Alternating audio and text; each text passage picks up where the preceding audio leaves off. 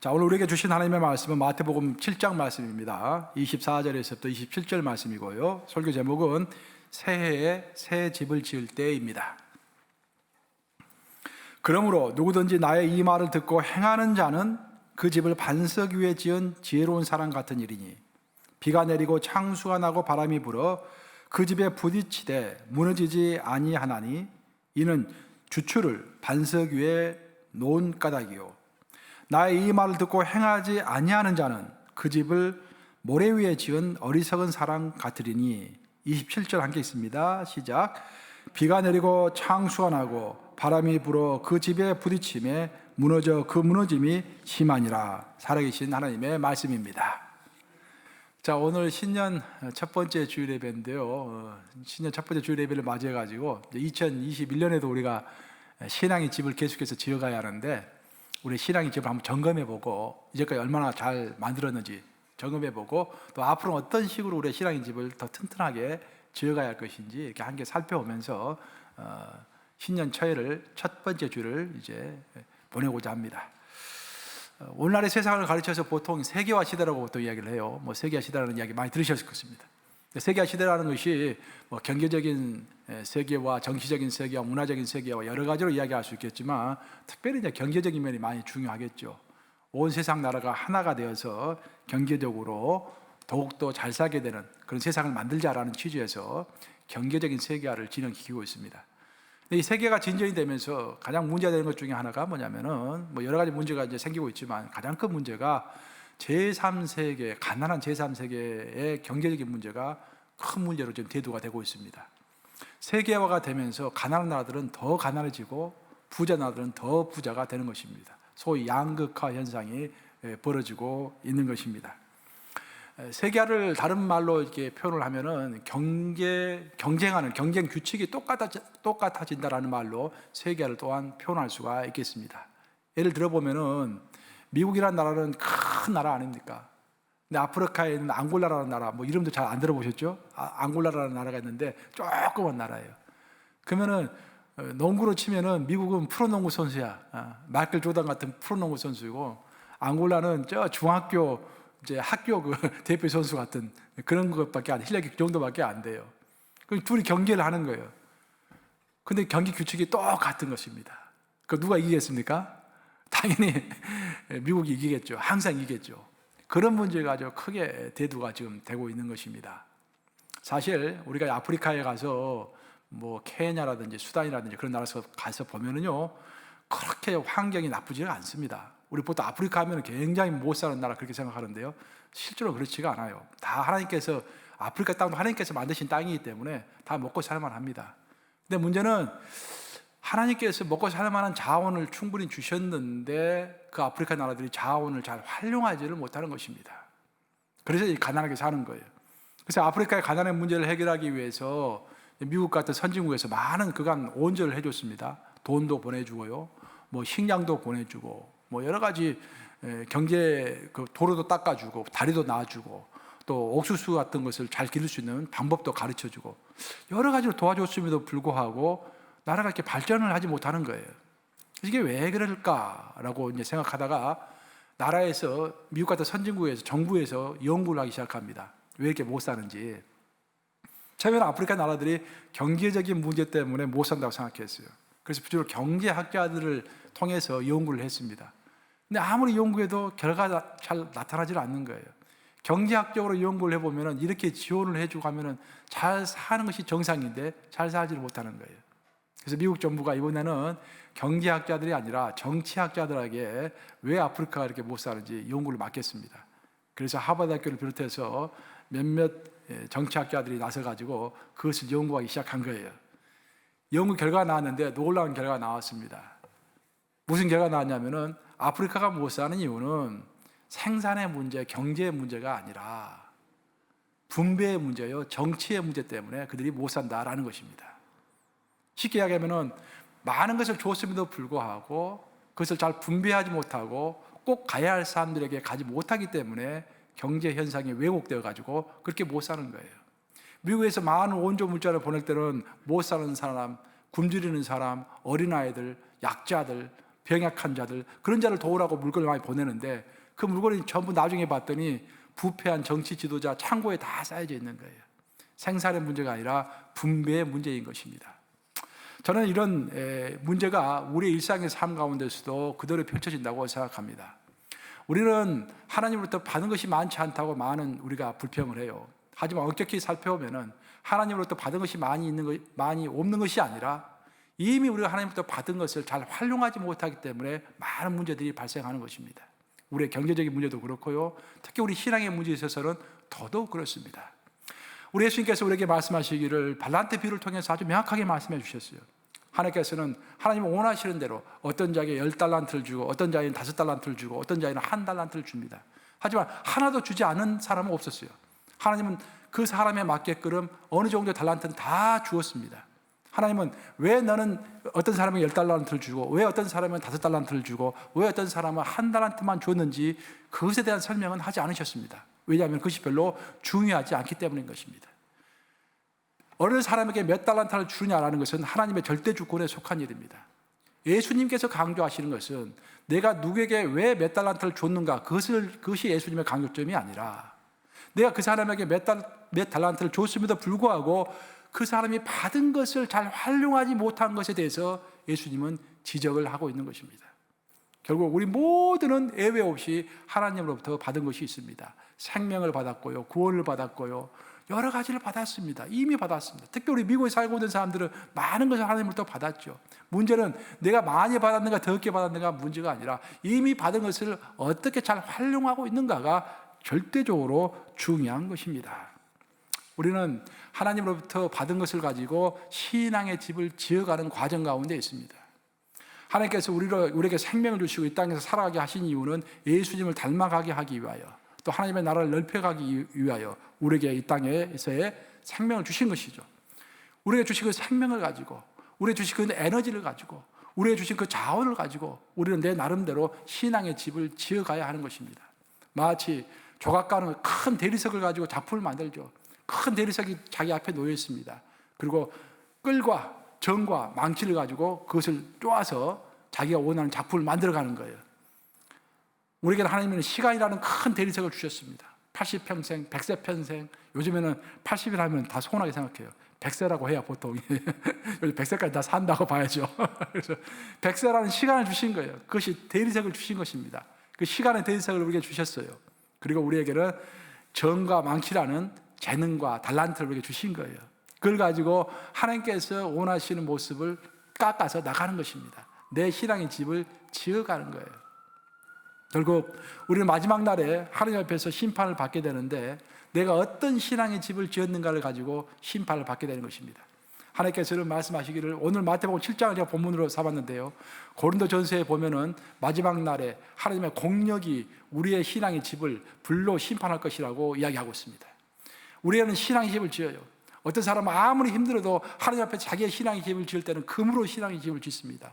내 이 평생 살아가는 삶이 고달프고 힘들지라도 하나님이 더 소중하신 분이기 때문에 내가 이 땅에서 소업하고 있는 이 현세보다도 내가 죽고 난 이후에 영원한 삶이 훨씬 더 중요한 것이기 때문에 그것을 지을 때는 금으로 짓는 거예요. 아주 소중하게 짓는 것입니다. 근데 어떤 사람 정반대예요. 이 땅에서 호의호식하고 먹고 싶은 거 다 먹고 편안하게 놀 거 다 놀면서 신앙의 집을 지을 때는 그냥 지푸라기 같은 것으로 짓습니다. 그래서 사도 바울이 비유할 때 고린도전서를 보면 어떤 사람은 금과 은으로 신앙의 집을 짓는다고 했습니다. 어떤 사람은 나무와 집으로 신앙의 집을 짓는다고 했어요. 근데 마지막 날에 하나님께서 그 신앙의 집을 심판하시는데 심판의 도구는 다른 것이 아니라 불이라고 했습니다. 불. 금과 은은 불을 이겨냅니다. 하지만 나무와 집은 불을 이겨낼 수가 없고 타버리는 것입니다. 그래서 마지막 날에 우리가 지은 신앙의 집을 가지고 하나님 앞에 딱 섰을 때 하나님의 불의 공력이 나오는데 내 신앙의 집이 다 타버리면은 나는 부끄러운 구원을 얻는다라고 사도 바울은 이야기했습니다. 구원을 얻지 않는 것은 아닙니다. 하지만 부끄러운 구원이라고 성경은 이야기하고 있는 것입니다. 결국 요지는 뭐냐면은 2022년에도 우리는 신앙의 집을 지었고요. 2021년 올해에도 신앙의 집을 지을 것입니다. 그럼 우리가 신앙의 집을 어떻게 지어야 하는가? 굉장히 심각하게 생각해야 합니다, 여러분들. 여러분 이미 교회에 나오셔가지고 설교를 듣고 함께 신앙생활을 한다는 그 이유는 내가 신앙의 집을 어떻게 지어야 할 것인지를 배우고 또 정말 서로가 서로를 격려해서 야, 그 나무 같은 걸로 집 짓지 마. 좋은 걸로 지어. 좋은 걸. 제일 좋은 걸로. 금과 은으로 신앙의 집을 지어. 하면 서로 격려하기 위해서 이렇게 우리 함께 모이는 거예요. 이렇게 서로 격려하기 위해서. 신앙의 집을 짓기 위해서 성경에서 세 가지를 이야기합니다. 제일 첫 번째 필요한 것은 설계도라고 이야기합니다. 물론 집을 지을 때 제일 필요한 것이 설계도죠. 그러니까 두 번째 필요한 것은 집을 지으려면 땅이 필요하죠. 그리고 설계도와 땅이 있으면 이제 세 번째로 집을 지으려면은 그 집을 지을 수 있는 재료가 필요한 것입니다. 성경 이 세 가지를 이야기하고 있어요. 오늘 본문은 이 세 가지와 관련된 예수님의 가르침입니다. 첫 번째로 우리에게 필요한 것은 신앙의 설계도입니다. 즉, 집을 지으려면 그 설계도가 있어야 그 설계도를 보고 집을 지을 거 아닙니까? 근데 여기서 정말 여러분 조심해야 할 것은 뭐냐면은 우리가 어떤 신앙의 집을 지을 것인가? 설계도가 필요한데 대부분 사람들은 이렇게 생각합니다. 나는 이런 신앙생활을 해야지 라고 다 그렇게 생각을 해요. 근데 그 생각이 약간 잘못된 것입니다. 세상에서는 세상의 설계도를 내가 만들지만요, 신앙의 세계에서는 신앙의 설계도를 내가 만드는 것이 아니라 하나님으로부터 받는 것입니다. 자, 퀴즈 하나 낼게요. 구약 성경을 읽어보면 하나님께서 모세에게 너가 성막을 지으라고 말씀하셨죠? 그러면 그 다음에 그 성막을 지으려면 이제 설계도가 필요했을 거 아니에요. 그 설계도를 모세가 만들었을까요? 하나님 주셨을까요? 하나 주셨죠? 너무 쉬운 질문입니다. 해답이 딱 나와 있는 거예요. 성막은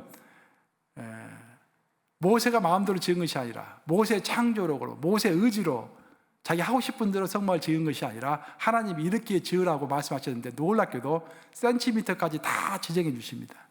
굉장히 치밀하죠. 하나님은 질서의 하나님이시고요, 아주 정교하고 균형 잡힌 하나님이십니다. 우리가 그렇게 살아야 돼요. 신앙의 시대도 마찬가지입니다. 하나님께서 우리가 어떤 신앙의 집을 지어야 할 것인지 이미 설계도를 다 주신 거예요. 그때 우리는 하나님 앞에서 내가 어떤 신앙의 집을 지을까, 나는 어떤 스타일의 신앙생활을 할까 고민할 필요가 없습니다. 그런 고민하는 것보다는 이미 하나님께서 우리에게 주신 것들을 순종하는 마음으로 받는 것이 훨씬 중요할 줄로 믿습니다. 하나님께서 우리에게 신앙의 집을 지으라고 어떤 설계도를 주셨는데, 신앙의 설계도를 보면은요, 크게 두 가지의 어떤 기본, 베이직 프린서플이 있습니다. 기본 두 가지의 기본적인 근본적인 원리가 있는 거예요. 그 원리는 두 가지인데, 첫째는 뭐냐면은 구원의 기쁨입니다. 그러니까 두 번째는 경건의 능력입니다. 이것이 하나님께서 우리에게 이런 신앙의 집을 지으라라고 말씀하시는 가장 베이직하면서도 가장 근본적인 것이에요. 구약의 성경은 처음부터 끝까지 경건의 능력에 대해서 이야기하고 있는 책입니다. 그러니까 신약은 처음부터 끝까지 구원의 기쁨에 대해서 이야기하고 있는 책입니다. 우리가 성경을 구약 성경만 가지고 있지도 않고 신약 성경만 가지고 있지도 않고 구약과 신약을 다 갖고 있죠. 마찬가지로 구약에서 강조하고 있는 경건의 능력과 신약에서 말하고 있는 예수님을 통한, 예수의 십자가 보혈을 통한 구원의 기쁨, 이 두 가지를 항상 균형 잡힌 신앙생활을 해야 하는 거예요. 우리 성도들이 이 두 가지를 균형 잡히지 못하고 한 곳에 치우치는 경향이 많습니다. 어떤 사람은 너무 거룩해, 가까이 갈 수가 없어. 기쁨이 없어. 근데 어떤 사람은 항상 기뻐, 항상 파티만 해. 근데 경건이 별로 없어. 그러면 안 되는 거예요. 두 가지가 다 있어야 하는 거예요. 우리에게는 가장 기본적으로, 크리스찬들은 가장 기본적으로 상쾌해야 합니다. 상쾌하고 기뻐해야 하는 거예요. 그게 크리스찬인 거예요. 왜 그렇습니까? 우리는 그 무엇보다 중요한 구원을 받았잖아요. 영생을 받았잖아요. 인간에게 있어서 가장 두려운 게 뭡니까, 여러분? 가장 슬픈 게 뭡니까? 가장 두렵고 가장 슬픈 게 죽음이죠, 죽음. 저도 지금도 우리 어머니, 아버님이 돌아가신다면 너무너무 많이 울 것 같아요. 아니, 목사님이 어머니, 아버지 천국 가셨는데 무슨 웁니까? 물론 천국 가는 것은 기쁜 일이죠. 하지만 인간의 정이라는 것이 있잖아요. 정, 인간의 정. 정을 뚫는, 그 나를 키워주시고 지금도 나를 위해서 기도하시는 그 어머니의 정을 내가 어찌 버릴 수 있겠습니까? 잊을 수 있겠습니까? 통곡할 것 같아요. 어머니가 막 돌아가신다면. 뭐 아버지가 돌아가신다면 내가, 우리 아버지 돌아가시면 내가 이렇게 추도사를 이렇게 해야겠다. 항상 가끔 생각해요. 내가 아주 어렸을 때부터 나를 사랑해 주셨던 우리 아버님, 제가 뭐 3살 때, 4살 때 지금도 생각이 나요. 아버지 자전거 사셔가지고 자전거 뒤에다 날 태우시고 가는데, 금방 아버지가 너무 빨리 자전거를 모시니까 떨어질 것 같아. 그래서 아버지 꼭 잡고 갔던 그런 기억들, 너무 생생한 거예요. 우리 인간에게 죽음이라는 것은 도전적인 것이고 슬픈 것입니다. 하지만 그 도전을 이길 수 있도록 하나님께서 십자가의 보혈로 우리에게 영생을 주신 거예요. 그러니까 얼마나 기쁩니까, 여러분? 이 땅에서 삶은 100세로 끝나게 되지만 100세의 삶 이후에는 영원한 삶이 이어지지 않습니까? 빛 대신 예수님 옆에서 우리 요한계시록 21장, 22장, 21장에 나온 것처럼 영원한 삶과 새 땅에서 우리가 살게 되는 거 아니겠어요? 그래서 가장 크리스찬은 가장 기본적으로 기뻐해야 하는 거예요. 기뻐해야 되고 상쾌해야 하는 거예요. 항상 얼굴이 웃고 상쾌하고. 한번 여러분 웃어보실까요? 한번? 웃어보세요 한번. 상쾌하고, 예? 쾌활하고 기쁘고, 그게 가장 기본적인 크리스찬의 베이직 자세입니다. 하지만 항상 기뻐해가지고 파티만 계속하고 있으면 안 돼요. 거기서부터 타락이 시작되는 것입니다. 여러분들 데살로니가 후서 읽어보셨죠? 데살로니가 후서가 바로 그런 것을 지적하는 거예요. 사람들이 예수님께서 금방 재림하신다라고 생각해가지고 일하지 않았습니다. 그리고 매일 파티만 했어요. 사도 바울이 그건 아니다. 그래서 데살로니가 후서에서 뭐라고 이야기하고 있습니까? 일하기 싫은 자는 먹지도 말라라고 이야기하고 있죠. 항상 파티만 하면 안 되는 거예요. 그 가운데 우리가 기뻐할 때는 기뻐하겠지만 기본적으로 우리는 예수님을 닮아가야 하는 것입니다. 예수님께 우리에게 보여주신 모범의 가장 근본적인 것은 경건입니다. 하나님 앞에서 겸손과 경건인 거예요. 항상 겸손해야 합니다. 그렇죠? 그래서 우리는 경건의 능력과 또 구원의 기쁨, 이 두 가지의 균형을 잡힌 삶을 살아가야 하는 것입니다. 자, 여러분 2020년에는 그런 삶을 사셨습니까? 2020년에 항상 기뻐하십니까? 또 항상 경건의 능력을 가지고 사셨습니까? 만약 그것이 아쉬웠다고 한다면 이제 2021년이라는 시간을 또 주신 거예요. 우리에게 또 한번 회복할 수 있는 기회를 주신 것입니다. 2021년에는 정말 구원의 기쁨과 경건의 능력, 이 두 가지 균형을 이루셔가지고 생활하시는 그 훌륭한 신앙의 집을 짓는 여러분 되시기를 우리 주님의 이름으로 축복합니다. 이렇게 집을 짓기에, 신앙의 집을 짓기에 필요한 첫 번째 설계도에 대해서 제가 말씀드렸고요. 두 번째는 땅입니다. 땅이라는 것은 기반이죠. 기반. 그 땅이라는 기반 위에다가 우리가 집을 짓는 것이죠. 그럼 기반이 무엇일까? 신앙의 집을 짓기 위한 기반이 무엇일까? 그 고린도전서를 읽어보면요, 사도 바울이 이제 고린도 교회 가봤더니 고린도 교회는 이 파가 나누어져 있어요. 파가 거기에 아볼로파, 바울파, 게바파, 그리스도파, 이게 네 파가 있었어요. 네 파가. 오늘날 말할 것 같으면은 나는 무슨 장로파, 나는 누구 집사파, 누구 권사파, 나는 뭐 담임 목사파, 그런 식으로 파가 나눠져 있는 거예요. 무슨 일입니다. 그래서 사도 바울이 너무 한심스러워가지고 고린도전서 3장 11절 통해서 그런 말을 했습니다. 우리 고린도전서 3장 11절 한번 같이 읽어보겠습니다. 시작. 이 닦아둔 것 외에 능히 다른 터를 닦아둘 자가 없으니 이 터는 곧 예수 그리스도라라는 거예요. 우리에게 신앙의 집을 짓는데 다른 터라는 것이 있을 수 없다라는 거예요. 그 어떤 사람을 따라서 신앙의 집을 지어도 안 되고, 심지어는 어떤 신학을 쫓아서도 집을 지으면 안 됩니다. 가끔씩 어떤 대표기도 하시는 분들 다른 교회 들어보면 그런 기도를 해요. 우리에게 뭐 큰 교단을 주시고 우리에게 뭐 큰 켈빈의 신앙을 주시고 뭐 그런 걸 자랑하시는 대표기도가 있어요. 혀가 차집니다. 이게 무슨 이게 대표기도다, 이게 대표기도인가? 하나님 앞에서 우리 하나님 보면서 신앙생활 하는 겁니다, 여러분. 어떤 신학을 바라보면서 하는 것도 아니고, 어떤 사람을 바라보면서 신앙생활을 하는 것도 아니고, 살아계신 영원하신 용존하시는 하나님의 존재 앞에서 신앙생활을 해야 할 줄로 믿습니다. 그런 신앙생활을 해야 하는 거예요. 사도 바울은 게바파, 아볼로파, 바울파, 그리스도파로 이렇게 나눠가지고 서로 싸우고 있는 그 고린도 교회를 향하여서 우리의 신앙의 터전은 오직 한 분, 예수 그리스도시다라고 명확하게 이야기하고 있는 것입니다. 이미 여러분도 그것을 알고 있을 거예요. 우리의 신앙의 기반은 예수 그리스도시다. 하지만 그것이 생활 속에서 구현되지 않고 있는 이유는, 실천되지 않고 있는 이유는 몇 가지 이유가 있는데, 제가 봤을 때 오늘날의 가장 큰 우리에게서 도전은 뭐냐면은 세상에서 유행과 세상에서의 인기입니다. 오늘 많은 사람들이 추구하는 게 세상에서의 인기입니다. 인기 있는 사람이 되고 싶어요. 또 오늘날 많은 사람들이 쫓아가는 것이 세상의 유행입니다. 세상의 유행을 거스르지 못해요. 용기 있는 사람만이, 자기 것이 있는 사람만이, 자기 확신 있는 사람만이 유행을 거스를 수가 있는 것입니다. 세상에서 유행이 다 나쁜 것이 아닙니다. 사실 유행이 좋지 않은 이유가 뭐냐면은 우리의 관심은 항상 예수님과 그 예수님의 하나님의 나라에 관심이 많이 있어야 하는데, 하나님에게 바쳐야 할 우리의 관심과 우리의 에너지가 세상 유행 쪽으로 흘러버리는 거예요. 세상 유행을 많이 따라가다 보니까 내 시간과 관심이 그쪽으로 많이 흘러가게 되는 것입니다. 그러면서 예수님에 관한 관심이 점점 적어지는 것이죠. 그래서 제가 봤을 때 오늘날에 우리가 신앙의 집을 짓고 신앙의 터전을 마련하는 데 있어서 가장 도전적으로 되는 것은 바로 세상의 유행과 세상에서 인기다라는 거예요. 예수님께서 공생애를 시작하시기 전에 40일 동안 광야에서 굶주리셨습니다. 굶주리신 다음에 사탄 마귀가 나타나가지고 예수님을 시험합니다. 첫 번째 시험은 돌로 떡이 되게 하라는 것이었어요. 그래서 예수님은 용케도 그 물질적인 시험을 잘 통과하십니다.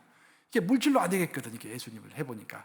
그래서 두 번째로 사탄이 예수님을 유혹하는데 두 번째 유혹한 게 뭡니까? 성전 꼭대기에서 뛰어내려라. 그 인기를 가지고 예수님을 유혹한 거예요. 물질로 안 되니까 그 다음에는 인기입니다. 돈으로 안 되니까 인기로 시험을 하는 거예요.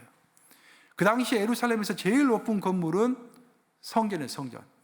성전이 제일 높은 건물이었는데 성전 꼭대기가 올라갈 것 같으면 3층 높이 정도 돼요. 거기서 뛰어내려라는 거예요. 성전에는 항상 사람들이 많이 있었습니다. 그 많은 사람들이 있었을 때 예수님이 성전 꼭대기에 올라가지고 나를 보라라고 외치면 모든 사람들이 깜짝 놀라가지고 예수님 쳐다보겠죠. 예수님 성전 꼭대기에서 탁 뛰어내리시면 사람들 다 놀라겠죠. 그때 천사들이 나타나가지고 예수님을 공중에서 딱 잡아주시면은 사람들 더 놀라겠죠. 그래서 사탄이 예수님을 유혹한 거야. 너는 하나님의 아들 아니냐? 그런데 성전 꼭대기에서 뛰어내리면은 천사들이 나타나가지고 공중에서 너를 이렇게 잡아줄 거 아니냐? 그러면 너 인기짱이 될 거 아니냐? 너는 슈퍼스타가 되는 거야. 뭐 그렇게 해봐라. 여러분, 사탄이 첫 번째로는 돈으로 우리를 유혹합니다. 두 번째로 안 되면은 인기로 우리를 유혹하는 거예요. 예수님 그것을 용케도 통과하셨죠. 바로 오늘날 우리가 신앙의 집을 지어 나갈 때 가장 도전적인 것 중에 하나가 바로 이런 인기, 이런 유행, 그런 것입니다. 여러분, 이 세상에서 유행과 인기를 분별하셔야 합니다. 우리가 어떤 일을 해 나갈 때 물론 어떤 일은 사람의 관심을 끌 수는 있습니다. 하지만 그것이 하나님과 또 하나님의 나라와는 아무런 관련이 없을 수가 있다는 것입니다. 여러분들 교회에서 일을 할 때도 마찬가지예요. 사람의 관심을 끌고 사람의 인기를 끌고 일을 하면 참 위험합니다. 세상에서 더더욱 말할 것도 없고요. 우리가 사람에게 인기를 끌려고 사람이 나에게 어떤 관심을 줄까라는 것에 신경을 쓰고서 일을 하기 시작하면요, 그것이 그 사람에게는 관심이 있을지 모르겠지만 하나님의 나라와 하나님하고는 아무런 관련이 없을 수가 있어요. 우리 결국 우리가 하는 모든 일은 하나님의 나라와 어떤 관련을 가지는가, 하나님과 어떤 관련을 가지는가를 가지고 평가를 받는 것입니다. 그래서 감리교를 창시한 잔 웨슬리가 그런 말을 했죠. 나는 영원한 것이 아니면 관심이 없다라는 그런 말을 했습니다.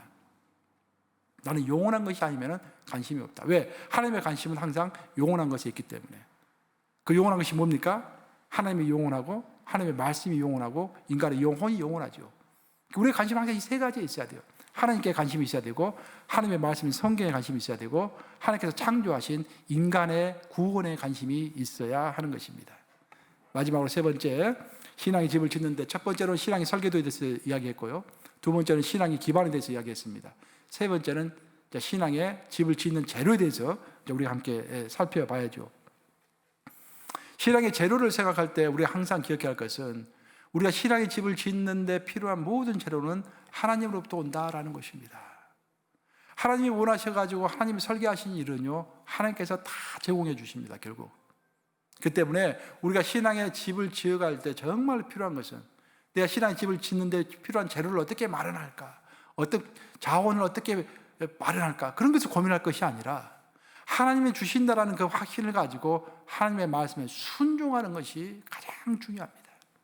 성경은 처음부터 끝까지 순종을 강조하고 있죠. 왜냐하면 우리가 하나님의 역사를 이루는 것은 내 힘으로 되지 않고 오직 신으로만 되는 것이기 때문에, 신이라는 것은 스피릿이죠. 홀리 스피릿, 성령의 힘으로만 되는 것이기 때문에 순종이 그렇게 중요한 것입니다. 신앙의 집을 지어 나갈 때 우리는 굉장히 많이 비교하게 됩니다. 내가 1시간 있다, 나에게 이 1시간을 가지고 TV를 보면서 쉴 것인지, 이 1시간을 가지고 내가 어떤 소원한 사람을 만나가지고 인간관계를 돈독히 할 것인지, 내가 내 취미생활 할 것인지, 아니면 하나님께 예배를 드릴 것인지, 항상 우리는 선택의 기로에 놓여 있어요. 그때 우리는 성경 말씀을 기억해야 합니다. 너는 먼저 그의 나라와 그의 의를 구하라.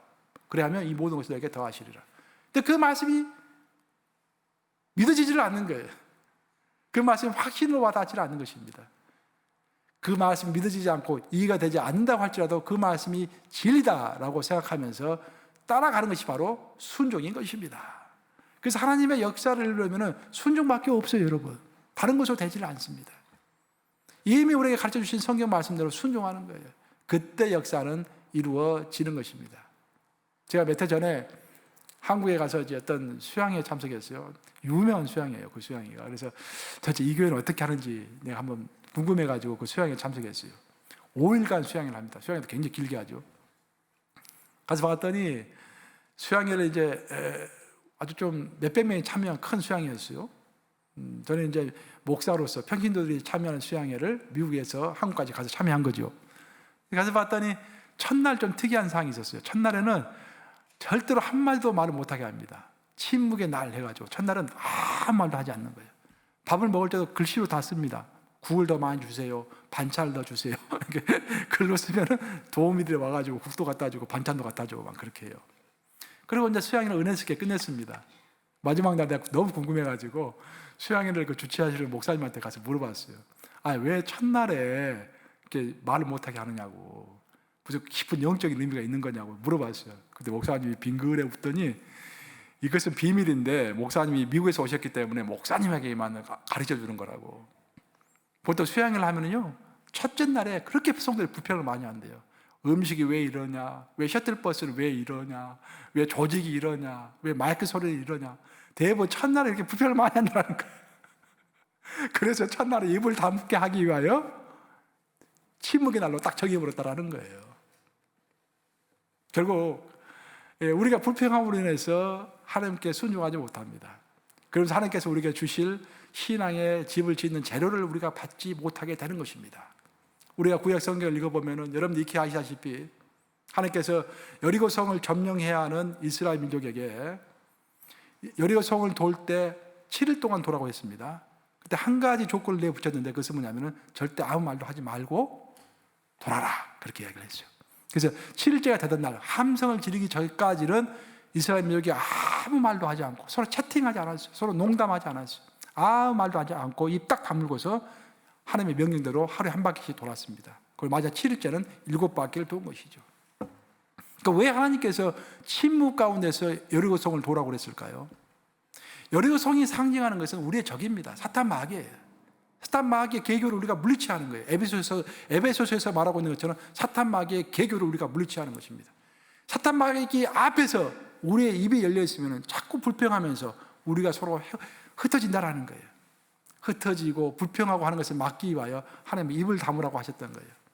만약 그런 명령을 하나님께서 내리지 않았다고 한다면 여리고성을 돌면서 백성들은 별의별 이야기를 다 했을 거예요. 아니 모세가 미쳤나, 지금 빨리 가서 창 들고 싸워야지, 이게 왜 여리고성을 도우나. 아무래도 모세가 요즘에 좀 노망이 든 것 같아, 나이가 들어가지고. 그런 이야기부터 시작해가지고 별의별 이야기를 다 했을 것입니다. 그리고 이야기를 종합하면 우리의 신앙의 집을 지을 때 첫째는 설계도가 필요하고, 두 번째로는 땅이 필요하고 기반이 필요하고, 마지막 세 번째가 재료인데 그 재료는 순종이라는 재료로 신앙의 집을 지어가야 할 줄로 믿습니다. 순종은 많이 강조하는 것이 있지만 너무 그렇게 많이 강조해도 지나침이 없어요. 너무도 중요하기 때문입니다. 이제 말씀 마무리합니다.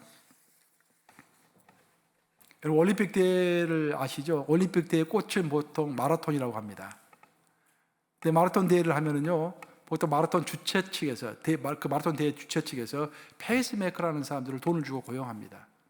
그 페이스메이커는 뭐냐면은 이제 그 주최 측으로부터 돈을 받고서요, 다른 선수들의 실력을 기록을 좀 향상시켜 주기 위해서 맨 앞에서 딱 대회 주최 측에서 정해준 그 속도대로 기계처럼 앞에서 쭉 달려가는 사람이에요.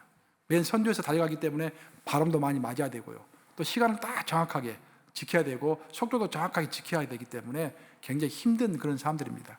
그 사람들은 보통 완주하지 않고 한 3분의 2까지만 뛰다가 그만둡니다. 3분의 2까지만 다른 사람들 끌어주고 자기 역할 다 끝내고 나오는 거예요. 보통 B급 선수들이 한 5,000불씩 받는다고 그래요. 한 번 대회 나가면은. 그 바꿔서 페이스메이커 역할을 하는 것입니다. 근데 놀라운 것을 보자면은 최근에 그 유명한 세계적인 마라톤 대회에서요, 이 페이스메이커들이 우승을 해버린 거예요, 그냥. 우승하는 사람들 도와주라고 돈 주고 고용했는데 그 사람들이 뛰다 보니까 잘 뛰어가지고 로마 마라톤 대회에서 우승했죠. 베를린 마라톤 대회에서 우승했죠. 한국에서도 동아 마라톤 대회에서 페이스메이커가 우승했잖아요. 얼마 전에. 그래서 이게 어떻게 된 일인가? 그래서 신문에서 이제 그런 것들을 대대적으로 기사로 다루었어요. 제가 한번 읽어봤더니 결국 성실하게 뛰다 보니까 자기도 모르는 사이에 우승하게 돼버리는 거예요. 처음에는 우승할 생각이 전혀 없었죠. 우승을 해야 할 사람들을 도와주기 위해서 뛰었는데 시간에 맞춰서 속도에 맞춰서 돈을 받기 위하여 정말 성실하게 뛰다 보니까 힘 분배가 제대로 돼가지고 욕심내지 않고 뛰다 보니까 우승까지 하게 되는 것입니다. 그래서 제가 여러분들에게 마지막으로 말씀드리고 싶은 것은 신앙의 집을 짓는 데는 물론 설계도도 필요하고 또 땅도 필요하고 재료도 필요하지만 거기에 아울러서 정말 우리 신앙인의 자세 중에서 놓치지 말아야 할 가장 큰 자세는 저는 성실이라고 생각합니다. 결국 우리의 삶은 하나님 앞에서 심판받는다는 이야기를 제가 여러분들에게 몇 번 했는데요. 예수님께서 미리 말씀하셨습니다. 심판하실 때 어떻게 심판하실 것인지를 예수님이 미리 가르쳐 주셨어요. 예수님은 그렇게 말씀하시지 않으세요. 야, 너 슈퍼스타, 너 큰 걸 했지, 위대한 일을 했지, 사람들이 인기가 좋았지, 평판이 좋았지, 그렇게 말씀하지 않으세요. 뭐라고 한다고 했습니까? 착하고 충성된 종아. 그렇게 심판하신다고 그랬죠. 예수님의 판단은 큰 것, 위대한 것이 아닙니다. 착하고 충성된 것입니다. 착하고 충성된 것을 한마디로 요약하면 성실한 거예요. 성실한 거. 성실한 것입니다. 여러분, 2021년 시작되었습니다. 신앙의 집을 지을 때 모든 것에 우선해서 정말 성실한 삶을 살아셔서 훌륭한 신앙의 집을 짓는 저와 여러분 되시기를 우리 주님의 이름으로 축복합니다. 기도하셨습니다.